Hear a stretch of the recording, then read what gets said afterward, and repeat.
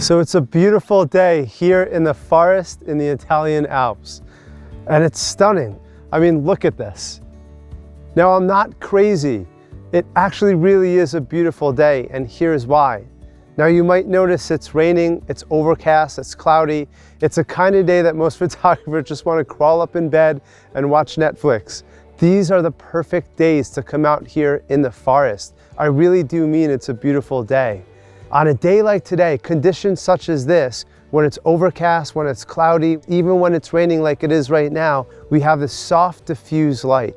What this means is you'll notice that there's no shadows or very, very little shadows on my face. That means there's very few shadows on pretty much anything, anywhere we look. Now, why is that important? When we have a cloudy day like this and we don't have that directional, hard, contrasty light like we would on a sunny day, we can see into those shadows, we can see into those highlights, meaning that we can capture the entire range of brightness to darkness in one image. That gives us detail both in the brightest part of the shot and also the darkest part of the shot.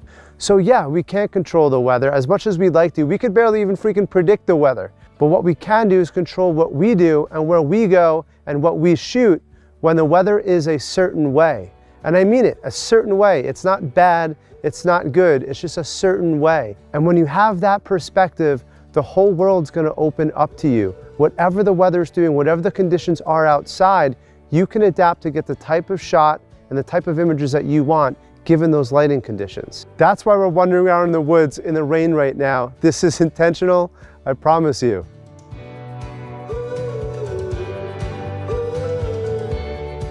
So here's what's really cool about conditions like this. We came into the forest for a reason. One, because we may just get a little bit of cover from the rain, but two, because of all of this right here. We don't have to climb to the highest part of a mountain or find these incredible rivers running through these gorges. What we can do is just look at the bigger picture. And almost ironically, when I mean that, the bigger picture doesn't mean these grand epic landscapes all the time. The bigger picture can be this big. It can be anywhere, it can be everywhere, it can be right at your feet. I just finished reading a book about the Dalai Lama. And anytime I talk about perspective, you can't talk about perspective without bringing up the Dalai Lama. There was a scene in this book the author was describing where after this interview that he gave, he kind of walked outside and he took in this entire grand landscape, the type of beautiful landscapes that we have here in the Dolomites. But then he stopped and he kind of just looked right down at his feet and he just noticed the smallest little flower, because that's exactly the type of scale that we're talking about. He looked at the big picture, the whole thing, and then he never forgot to look right down at his feet, because that is equally as important. In its own way, it's its own big picture. And that perspective is so important in photography, is to never just get caught up in this grand landscape. You can find the grandest landscape in images this big, in images right at your feet. All right, enough talking about this. Let me show you what I mean. And before I do, I'm gonna throw a jacket and a hat on. It's starting to get a little colder here. Just because we're out here getting creative, unique shots doesn't mean we can't be comfortable while we do it.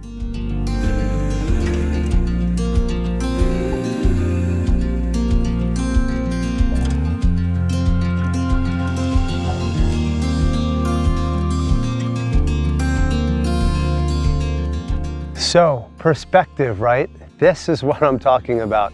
I don't want to be shooting this mushroom from where I was standing. I don't want to be shooting this mushroom from my height. It's going to look this big. It's not going to work at all. If I come down to the height of that mushroom, even that isn't going to work for this. I want to know what it looks like. I want to know what it feels like to be an ant or to be a caterpillar on this floor, looking up at these mushrooms as if they're giants. The same way from our perspective, we're looking up at these trees. Who would ever even think of that unless you're a photographer? That's the curiosity part of it.